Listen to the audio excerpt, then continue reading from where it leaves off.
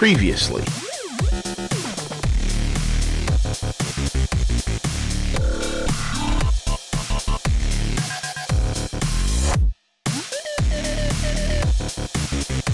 Like every costume I make, I spend so much time planning and designing and making, and I really do pour my heart and soul into them, but this way I can really take my time, do some more like over the top things, you know? Like that's my goal. I really want to do stuff that's complicated. And it'll make yellow fur. They do, like in nature. In nature. He said they make it in nature. He said they don't. If you want to go shave a golden retriever. This will be my main area of work because I won't be partnered up with Devin this time around since he decided to join the army since last season. Right now I'm experimenting a little bit on how to make these lenses white, because Jake's eyes are like white, and while I want this to be sort of a grimy, realistic take, I still sort of want a dash of cartoony nature to it. What I believe the ultimate goal in cosplay is that of any art. To push yourself to the creative limit. Challenge yourself. Don't just make the things that you know you can get away with. Don't make the safe bets. No, this is crazy. I don't do armor, I don't do Warbler. I didn't even at that point have a sewing machine. I made all of my costumes by hand. I'm going to be doing a Vengeful Spirit. I just started about 15 minutes ago. There you go. Yeah, so I have 2 sort of shoulder pads coming along. Yeah. Working really hard. I got some shoes. Juice! These shoes, I'm gonna put some foam up, armor it up. Here's some more impressive. This is our hair. Watch the hair. It's very sensitive. I definitely like to make stuff. That's the part of cosplay that I love. I love costumes. I've always loved costumes since I was a little kid. I've always had a pretty crazy imagination. I really don't think that anybody else sees the world the way that I do or sees people the way that I do. Introductions, how do you narrow oneself down? I love anime and video games, World of Warcraft and Guild Wars 2, that kind of stuff. But since this is a cosplay TV show, we're going to stick mostly cosplay here. This is Viva La Cosplay.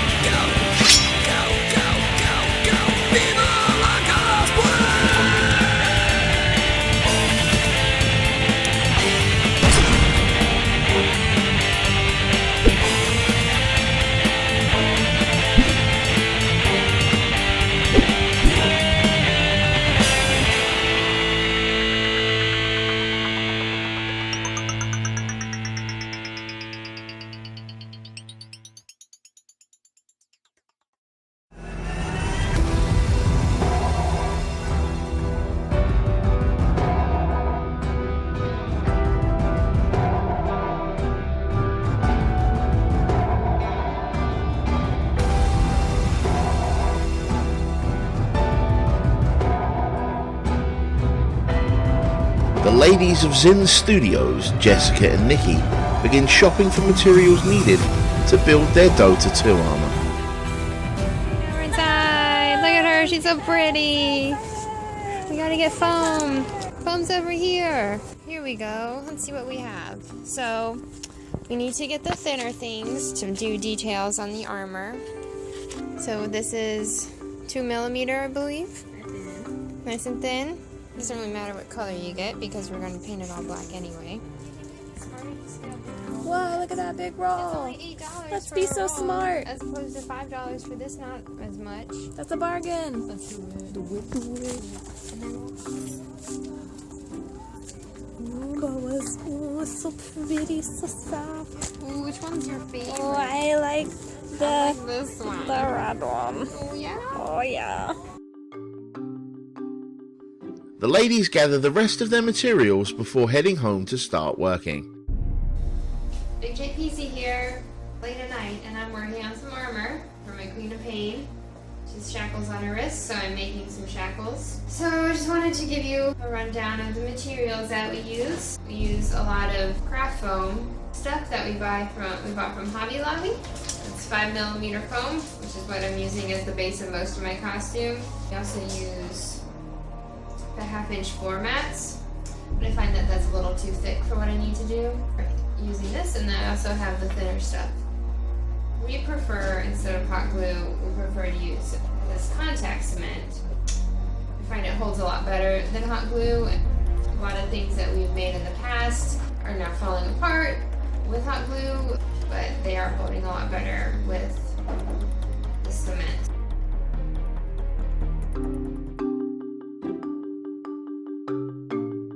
Hey guys, this is Sam from Zin Studios. I just wanted to give you a super quick insight into pepakura, which I'm going to use to make my Star Wars Darth Raven mask. Pepakura is a program that a lot of people use. My dainty feline is messing with the tripod. I don't appreciate this. Pepakura essentially takes a 3D model, usually any video game characters, indie movie shots, and basically just removes the texture and gives you a basic 3D model, and then you put it in Pepakura and it flattens it out. And so essentially it can make templates you can print out in which to make big old costumes. Basically every Iron Man you've ever seen, every Halo you've ever seen, every Spaceman you've ever seen, all use Pepakura to get those molds. So let me show you what it looks like. Alright guys, now here is Pepakura. Now you can download this online, just pepakura.com. It's a free to use program, and because all it is essentially just a basic viewer program. So here's a nice Terminator fist for a Space Marine. So essentially what someone did is they went in, took a 3D model. Most of the Space Marine stuff comes from the Dawn of War series. So essentially this will give you a nice model of what it's supposed to look like, and it flattens it to each individual little shape. As you can see, all these little guys will print out accordingly. You can change your size, change your ratio, and get it to print out just the size that you want. Hopefully I can have one of these ready for Wizard World of Richmond coming up. Just another example is this is a backpack for a Space Marine. So a lot of when you find the files online, they're pretty messy. As seen with the this Power Glove, it's tons of little tiny bits. So it does take a little bit of finagling to get used to the program, and you can simplify it down to just a couple of big templates.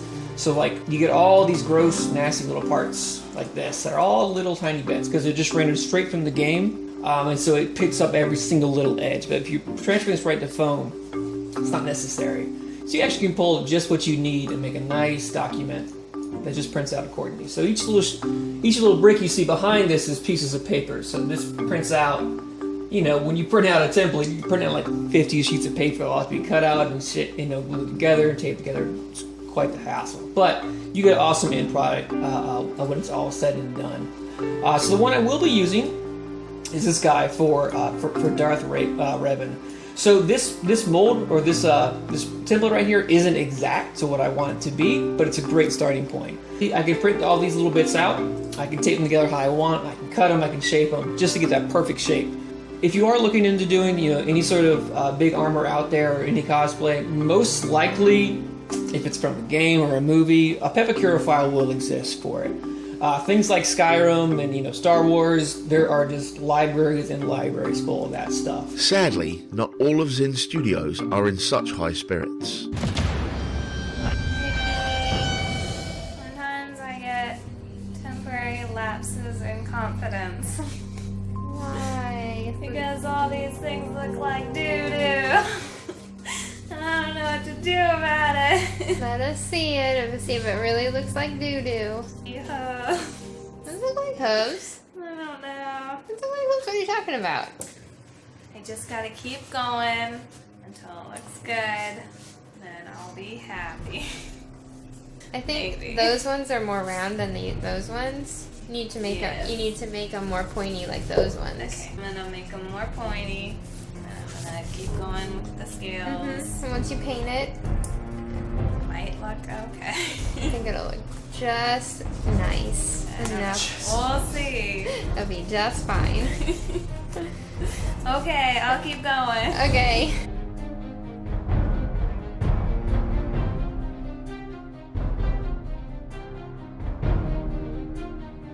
In Richmond, Virginia, Matt is on the hunt for materials to make a brand new costume, Azrael. from Arkham City.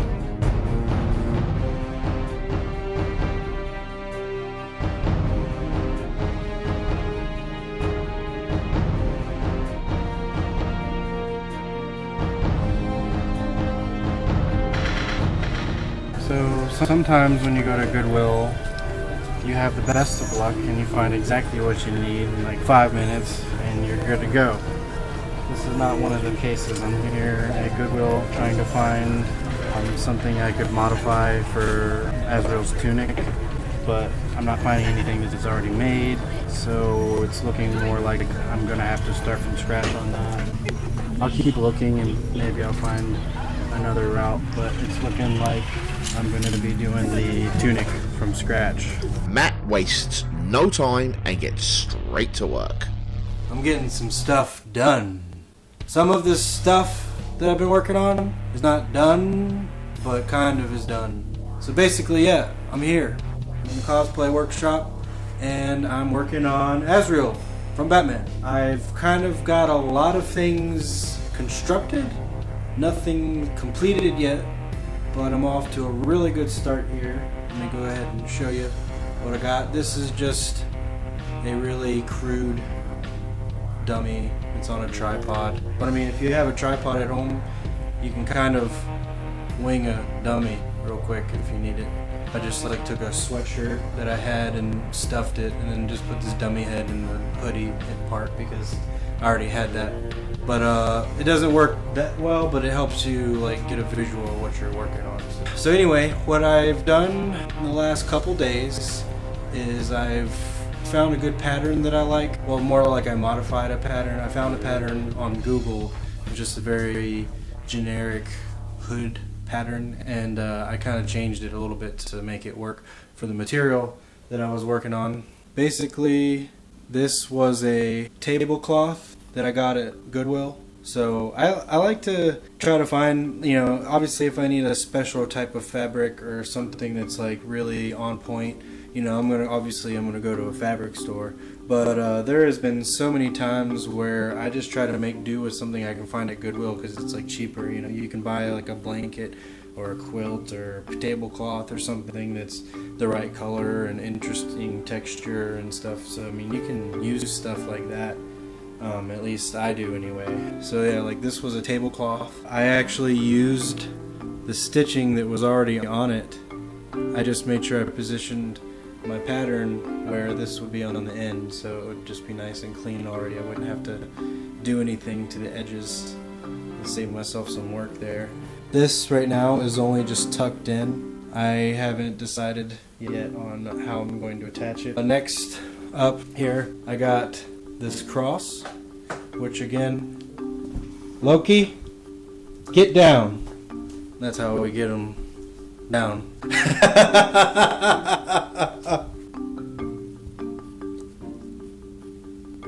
And back to cosplay.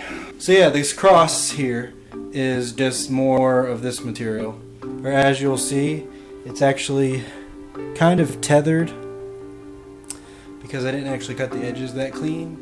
But I kind of wanted that because all of my edges are tethered. Because I'm actually going to be like ripping it up and you know, getting it dirty and de-stressing it.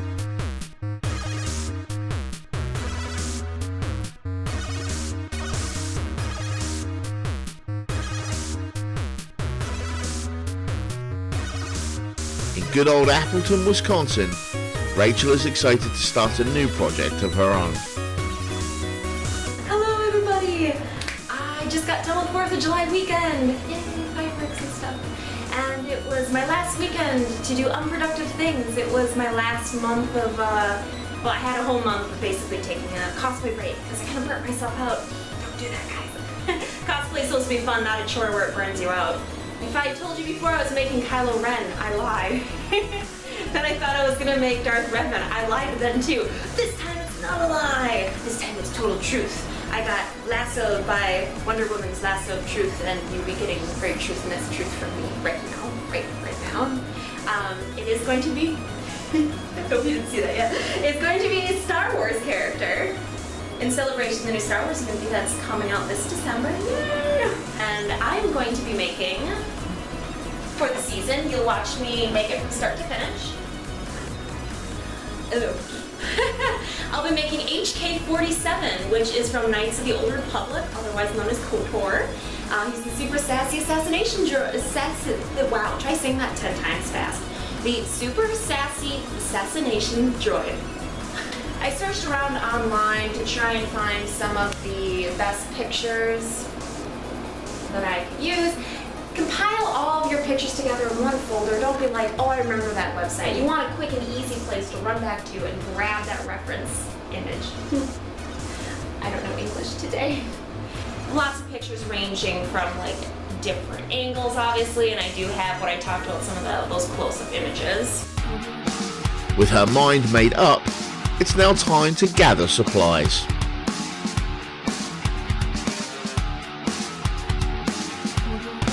I keep on having to hide my shenanigans from the employees here. I feel so shady right now. The choice is real. I'm here searching for craft foam. They have really cool sparkly ones too. And the store always smells nice, doesn't it, Justin? Make sure to take my good side, okay? Which is all of them. For HK-47, I'm going to be using Warbler and the sandwich method, which means you have 2 pieces of Warbler and then a thin layer of craft foam in between, and you sandwich them together, and it's just really good, pliable, and it works really well. But I ran out of craft foam, so I'm here at Hobby Lobby searching the mass variety that they have. Color is only good, I guess, if you have a lot of little bits and you're trying to color coordinate certain sections together. Then it's good having a bunch of different colors. Otherwise, color obviously doesn't matter unless you must have like all purple or all blue, because those are like the best colors. What is good though is craft foam will come in really thin slices, I guess, and other ones will have like thicker ones. In my case, I'm gonna want a little bit thicker because it's going to, how do I explain my whole methods? I'm gonna be having a, what is it, a bike helmet? I'm gonna have a bike helmet that I'll be molding the weird head shape off of. So I want a craft foam that is thicker, that'll hold up a little bit better. Not like it wouldn't anyway, it's Warbler, it makes me feel a little bit better about that. And I want really big sheets too, because there can be big sections of the helmet.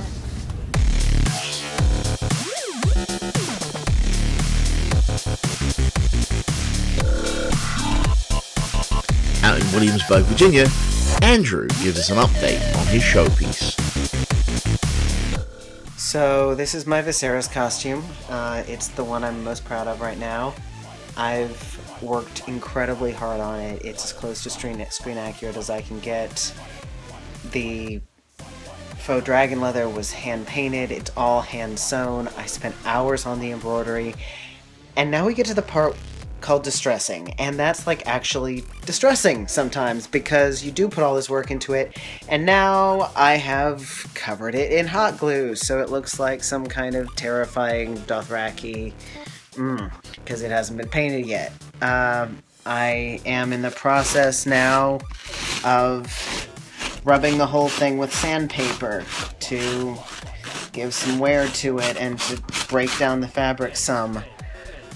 I have literally set it on fire. You can see there's gaping burned holes. The leather that I painted so carefully is all blistered and singed. The fabric is singed. Like, I set it on fire. And I know that's details that are going to be great looking. I know that's exactly the point. I know it's going to look amazing when the smoke starts coming out of it. But I set it on fire! But I set it on fire! Now that I have sanded it, and I have burnt it, and I have rubbed it with vinegar, which, you know, all combined makes my room smell absolutely atrocious, I am going to, while it's still damp with the vinegar, put just a little bit of white acrylic paint on my fingers, and very, very lightly I'm rubbing it in, blurring it out. I'm creating sweat stains here. The same places you get them on like an old t-shirt. And you know what? Most people aren't going to see these. They aren't going to recognize them as salt stains. They aren't going to recognize that I distressed the hell out of the fabric. They aren't going to notice that I did it more toward the seat of the pants where he was riding. They're not going to notice, and that's okay. And I don't mean like, oh well, they don't notice my work and how great it is or anything like that. I mean that sometimes the best work is what people don't notice, because you don't want them going, oh my god, you even got the sweat stains and the singe marks, and you sewed the seams by hand, and you use these or that distressing techniques. No, you want them to just know that it doesn't look like a costume. It looks real. And with the kind of stuff that you get with Game of Thrones versus like a superhero, that's a big plus. That's it. If it looks genuine, if it just looks like he stepped out of the television, out of Westeros, and the less I can make it look like a costume, the better. In Luray, Katie is feeling mutant and proud. Hello, it's Katie. So I just got finished working on a few things. Right now, I am just I'm trying to not beat myself up over this. So when I have time, I will come and I'll work on some stuff. And right now, I'm slowly working on Emma Frost. I'm doing Emma Frost from X-Men. This is the bodysuit that I'm making for it. It's kind of very similar to a Playboy bunny suit. I wanted that sexy flair to it. I'm still going to try to make this as modest as possible, but it's going to be sexy-ish. Maybe. I have to do a shout out to Lady Vermilion Corsets. She's on Etsy. Once again, Lady Vermilion Corsets. Look her up. She's awesome. She does custom corset patterns and stuff, and she did a custom bodysuit pattern, and this was the result. It's almost perfect. There's one little thing that I would have did differently. I would have did the torso just a little longer, but it's actually gonna work, and I did a fitting of it, and yay. I started putting in boning. This is the inner lining, which will be covered by a satin material. I have thousands and thousands and thousands and thousands and thousands of little crystals. A lot of little crystals. So I made an X-Men symbol for my Emma Frost. You could tell that I'm probably going more of the diamond form direction for Emma Frost, but paying tribute a little bit to the New York itself, the Broadway scene, the showgirl, and I'm kind of taking her outfit itself and really blinging it out. So it's gonna be the white, but I'm blinging it out like crazy, and I'm really, really excited because I like sparkle a lot. You probably won't see me work on this cosplay very much because, to be honest, I'm definitely going to show you guys a little bit here and there, but to be honest, it's not a lot to it. It's pretty much a bodysuit and a cape, and then I'm just going to be sitting around gluing thousands of little crystals to it. That's about it. So I will show you a little bit, but you won't see me work it on as this one as much as my other costume that I'm doing, but that's that. The Hodges brothers, Jamie and Jesse, make their hat designs a reality. This is what I did to my JCat. Look what it does. See, you pull the edges out and it looks fuzzier. You fray it. See, now it's fuzzier. It looks more natural instead of just clean cut. Like so. Jesse, why are you cutting? There's so many scissors in this room. I don't think anyone would have noticed. Look at those dishes. Oh my god, on TV. Making ears. Talk. I'm making ears. That's it. How? With wire. A wire frame, and I'm gonna wrap some fur around it. And we're gonna see how it works out. We actually use the same technique for my rocket ears. Season 1 of Viva La Cosplay. But this time we don't have anything to go off of but our imagination. But I gotta put some extra fabric on the bottom, kinda at a help. Well, no, not really. I'll just wrap more, keep wrapping. And I'll trim the excess wire, where it's poking out. So that way it'll be like that. No, does it look okay to you? What's wrong with it? Nothing's wrong with it. No, be honest. I don't know how else to do it. That's how we do it? That's cool. How's the size? Size? What do you think of the size? Good size. Back in his own workspace, Jamie works on his Jake goggles, experiencing success! It's not done yet, but before I got too far, I wanted to go ahead and test some of my ideas on how exactly I wanted to accomplish the look of Jake's eyes. And I can honestly say I'm really happy with the result.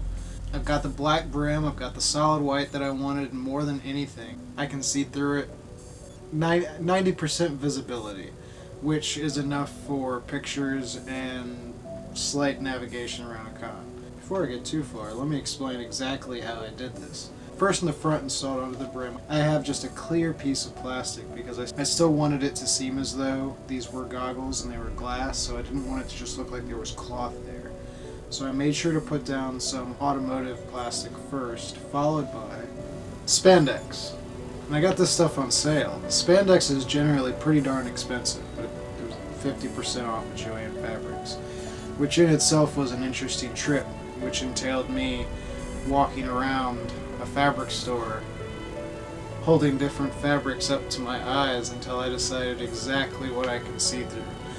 But I had an idea from experience because I've used spandex to use masks and things of that nature before, so I can see through it pretty well. Considering how well this turned out, I think I'm going to go ahead and continue the process on the second eyepiece, and then we can work towards getting these together into a set of goggles. Jamie replicates the other eyepiece to his satisfaction and assembles the goggles.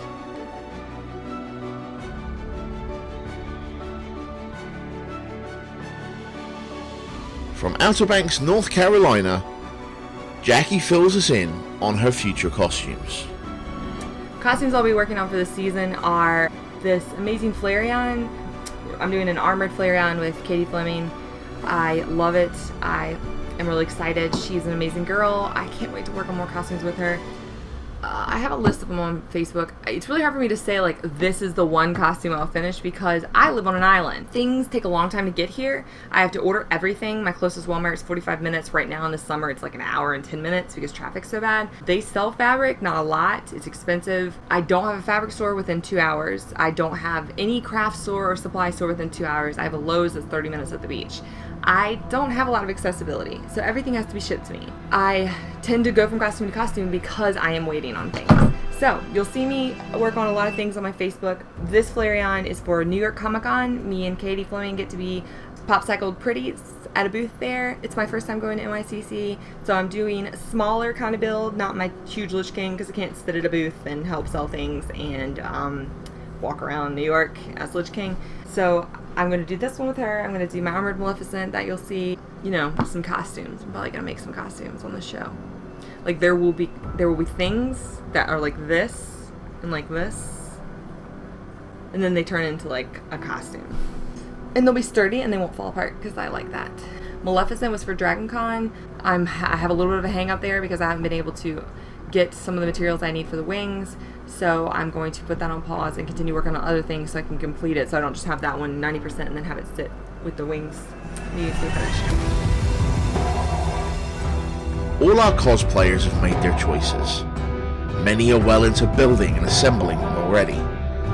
Things are off to a great start, but as we all know, pitfalls lie ahead. Will they manage their time wisely? One thing is for sure. Lessons will be learned, and you will see it all here on Viva La Cosplay.